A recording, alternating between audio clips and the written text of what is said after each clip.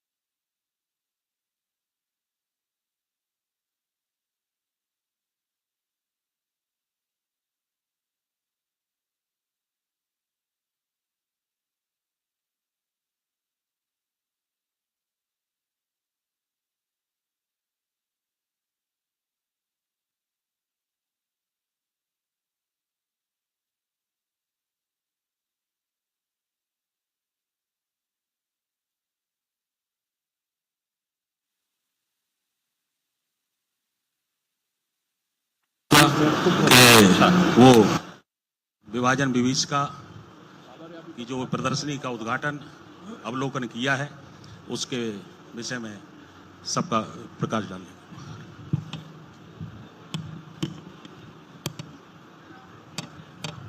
मित्रों,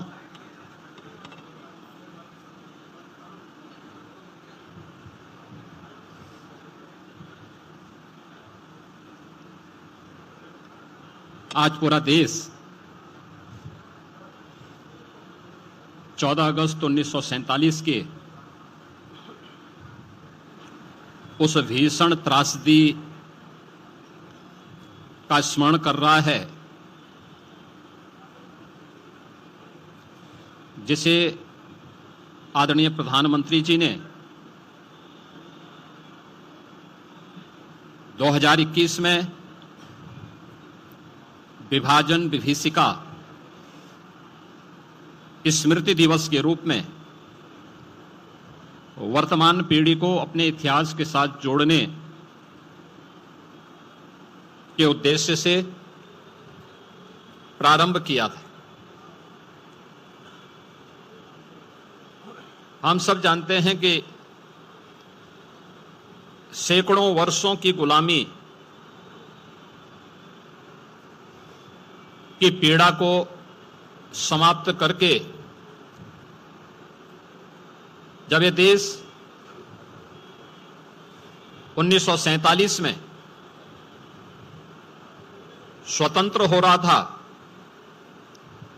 जिसके लिए अनगिनत बलिदान हुए, अनेक क्रांतिकारियों को फांसी के फंदे पर लटकाया गया, देश के स्वतंत्रता संग्राम सेनानियों को अमानवीय यातनाएं दी गई,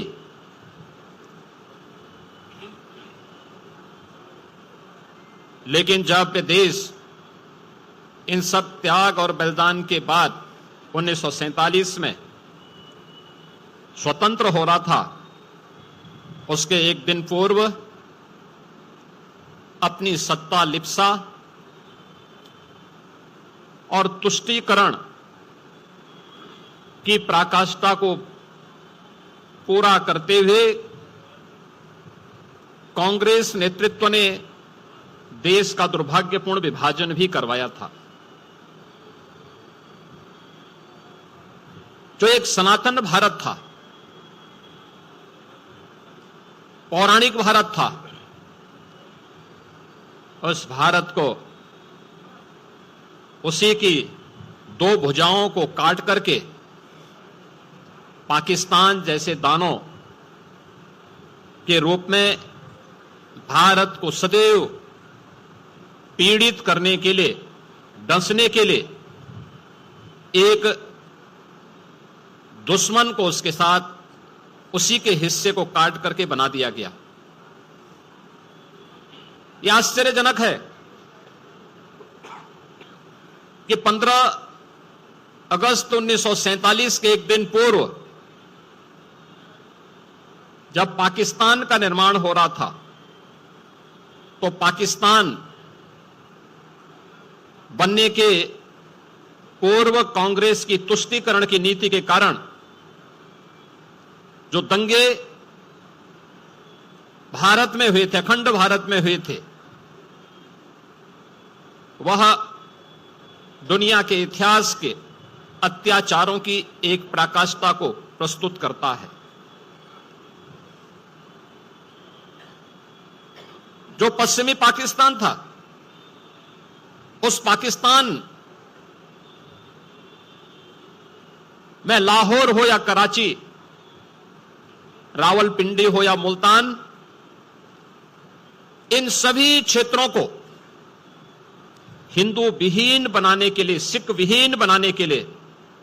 बौद्ध विहीन बनाने के लिए एक अभियान उस समय की कांग्रेस की तुष्टीकरण की नीति पर चलने वाली उनके नेतृत्व के कारण पैदा हुआ था। अनगिनत, यानी जिनकी संख्या कहते हैं कि 14 अगस्त 1947 और उससे पूर्व जो हिंसा हुई विभाजन के कारण करोड़ों लोग बेघर हो गए।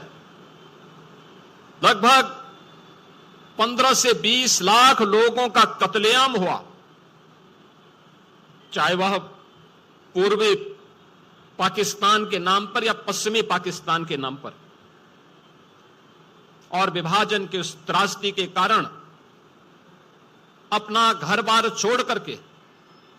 दर दर की ठोकरें खाने वाले आए हुए हिंदू, सिख, बौद्ध, जैन, क्रिश्चियन, इन किसी के लिए भी तत्कालीन सरकार ने कोई राहत पैकेज, उनके पुनर्वास, उनकी नागरिकता के लिए कोई पुख्ता व्यवस्था नहीं की। उनके लिए कोई स्मारक नहीं। जिन लोगों ने अपने लोगों को खो दिया, जिन्होंने अपनी विरासत को उस दुर्भाग्यपूर्ण घटना का शिकार बना दिया, उनके लिए न कोई स्मारक, उनके लिए न कोई संग्रहालय, न उनके लिए, उनकी स्मृति के लिए, उन्हें स्मरण करने के लिए तत्कालीन सत्ता प्राप्त करने वाली कांग्रेस ने कोई भी व्यवस्था नहीं दी। हम आभारी हैं प्रधानमंत्री मोदी जी के, जिन्होंने विभाजन की भीषण विभीषिका के शिकार हुए उन लाखों लोगों की स्मृतियों को जीवंत बनाए रखने के लिए 14 अगस्त की तिथि को विभाजन विभीषिका स्मृति दिवस के रूप में आयोजित करने का निर्णय लिया। न केवल ये उनके परिवारजनों के घावों पर एक मलहम लगाने का कार्य किया गया, बल्कि इस देश को, वर्तमान पीढ़ी को उसके इतिहास से अवगत कराने का भी एक अभियान विभाजन विभीषिका स्मृति दिवस के रूप में इस कार्यक्रम की शुरुआत ने प्रारंभ किया। पहली बार हुआ कि विभाजन के शिकार उन लोगों को जो पश्चिमी पाकिस्तानी शरणार्थी के रूप में 1947 से पहले, 1947 के बाद भी जम्मू कश्मीर और देश के अलग अलग भागों में निवास कर रहे थे, उन लोगों को सिटीजनशिप अमेंडमेंट एक्ट के माध्यम से भारत की नागरिकता देने का काम भी देश के यशस्वी प्रधानमंत्री श्री नरेंद्र मोदी जी ने देश के अंदर प्रारंभ किया। उनको अस्थायी आवास की सुविधा दी। बेघर बार लोगों ने अपनी मेहनत, अपने पुरुषार्थ से भारत के विकास में अपना योगदान दिया। राष्ट्रवाद की एक नई अलग को जगाने के लिए अपने आप को समर्पित किया। लेकिन कांग्रेस उनके पुनर्वास के लिए, उनके स्मृतियों को बनाए रखने के लिए, उनके संग्रहालय के लिए कभी भी कांग्रेस ने कोई प्रयास नहीं किया। आज यहां पर इस प्रदर्शनी का शुभारंभ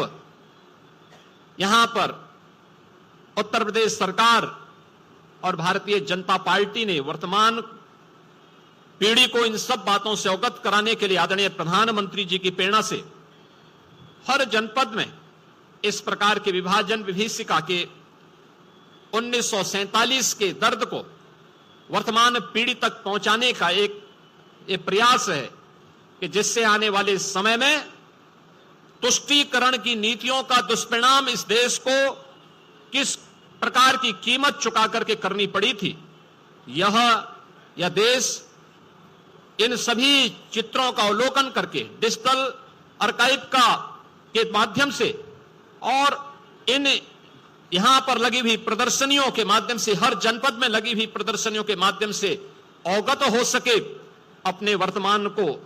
सुरक्षित रखने, आने वाली पीढ़ी के भविष्य को उज्जवल बनाने की उस रणनीति का हिस्सा बन सके। इस दिशा से विभाजन विभीषिका स्मृति दिवस के इस कार्यक्रम के साथ इस प्रदर्शनी का अवलोकन करने, इसका शुभारंभ करने के लिए आज हम सब यहां पर उपस्थित हुए हैं। उन सभी ने, उन परिवारजनों के प्रति जिन्होंने अपने परिवार के सदस्यों को इस भीषण विभीषिका में खोया था, उनकी स्मृतियों को मैं नमन करता हूं। उत्तर प्रदेश सरकार की ओर से उन्हें विनम्र श्रद्धांजलि भी अर्पित करता हूं।